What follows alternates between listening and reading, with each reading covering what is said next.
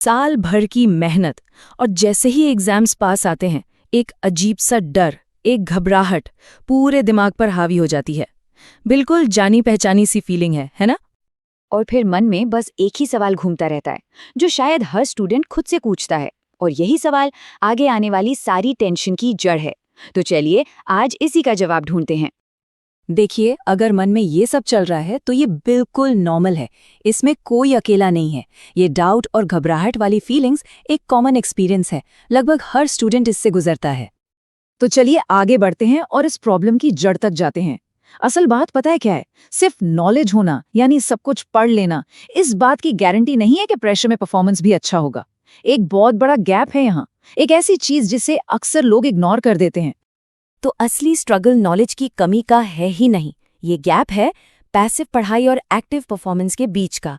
इसको ऐसे समझिए, एक चैप्टर को 10 बार पढ़ लिया, लेकिन जब उससे जुड़ा कोई घुमाकर सवाल आ गया तो सब ब्लैंक।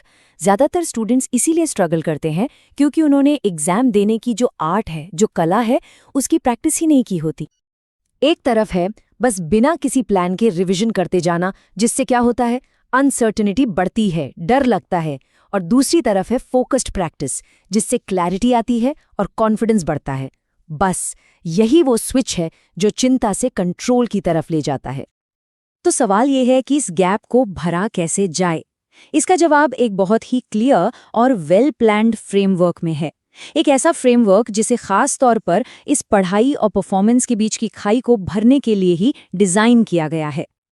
ये हैं इस मेथड के 5 कोर पिलर्स। इन्हें एक रोड मैप की तरह समझ सकते हैं, जो दिखाएगा कि आगे क्या और कैसे करना है। चलिए एक एक करके इन सब पर नजर डालते हैं। सबसे पहला पिलर है क्लैरिटी। इसका मतलब सीधा सा है, अंदाजा लगाना बंद, गेस वर्क नहीं चलेगा। ये साफ साफ बताता है कि आखिर फोकस किस चीज पर करना है, कौन से टॉपिक जरूरी हैं और एग्जाम में असल में सवाल किस तरह के आने वाले हैं। इससे स्टडी का हर घंटा काउंट होता है। नंबर 2 पर है कॉन्फिडेंस।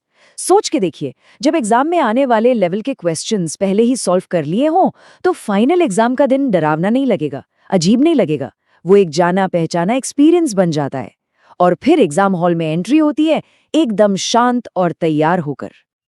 अब आते हैं तीसरे पिलर पर, करेक्शन यानी सुधार। यहां मकसद सिर्फ मार्क्स देना नहीं है, बल्कि डायरेक्शन देना है। ये अप्रोच गलतियों को सीखने का मौका बना देती है, जिससे आंसर लिखने का तरीका और सबसे जरूरी टाइम मैनेजमेंट बेहतर होता है। चौथा पिलर है कंसिस्टेंसी। ये बात हमेशा याद रखनी चाहिए कि सक्सेस एक दिन में मैराथन दौड़ने से नहीं मिलती, ये रोज थोड़ा थोड़ा आगे बढ़ने से मिलती है। ये मेथड पढ़ाई की एक रिदम सेट करता है, जो लास्ट मिनट की रट्टा मार पढ़ाई से बचाता है और प्रोग्रेस को ट्रैक पर रखता है। और अब आखिरी और शायद सबसे इम्पॉर्टेंट पिलर, एग्जाम टेम्परामेंट। देखिए, ये सिर्फ नॉलेज का खेल नहीं है, ये उस 3 घंटे में, उस प्रेशर में अपने आप पर कंट्रोल और फोकस बनाए रखने की स्किल है। ये दिमाग को ट्रेन करता है कि प्रेशर में भी शांत कैसे रहना है।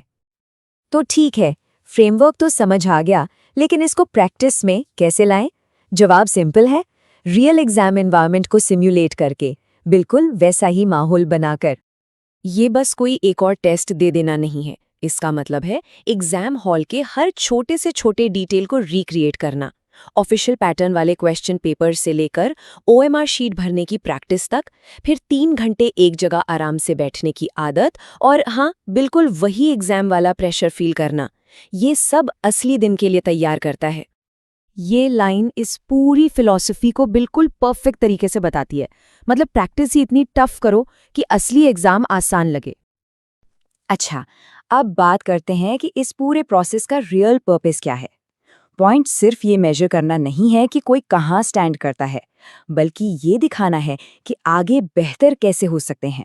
हर टेस्ट आगे बढ़ने का एक स्टेप है, सिर्फ एक स्कोर नहीं। हर टेस्ट के बाद जो डिटेल रिपोर्ट मिलती है ना, वो एक आईने की तरह काम करती है। वो साफ साफ बताती है कि कौन से चैप्टर्स स्ट्रॉन्ग पॉइंट्स हैं और कहाँ अभी मेहनत करनी बाकी है। इतना ही नहीं, ये एनालाइज करती है कि किस सवाल पर कितना टाइम लगाया गया, जिससे स्पीड को आगे बेहतर बनाया जा सके। बेसिकली ये तैयारी को और शार्प बनाने में हेल्प करती है। चलिए अब इस कॉन्वर्सेशन को प्रोसेस से माइंडसेट के लेवल पर ले जाते हैं, क्योंकि टॉपर्स को जो चीज़ बाकियों से अलग करती है वो सिर्फ उनकी तैयारी नहीं होती, बल्कि उनका माइंडसेट, उनकी सोच होती है। ये बहुत इंपॉर्टेंट पॉइंट है। टॉपर्स सिर्फ नॉलेजेबल नहीं होते, वो प्रिपेयर्ड होते हैं। वो लकी नहीं होते, वो प्रोएक्टिव होते हैं। वो जल्दी शुरू करते हैं, प्रैक्टिस में गलतियां करते हैं और उनसे तेजी से सीखकर आगे बढ़ते हैं। वो फाइनल एग्जाम का वेट नहीं करते अपनी कमजोरियों को जानने के लिए। तो अल्टीमेट गोल सिर्फ मेमोरी को टेस्ट करना नहीं, बल्कि माइंड को ट्रेन करना है। इससे फोकस बढ़ता है, स्ट्रेस मैनेज करना आता है और सोचने की स्पीड तेज होती है।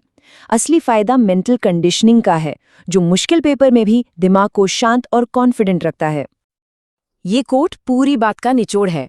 जब प्रैक्टिस में इतना पसीना बहाया जाता है तो बैटल में यानी एग्जाम हॉल में पैनिक नहीं होता। टफ प्रिपरेशन का रिजल्ट हमेशा एक काम और कंट्रोल्ड परफॉर्मेंस होता है।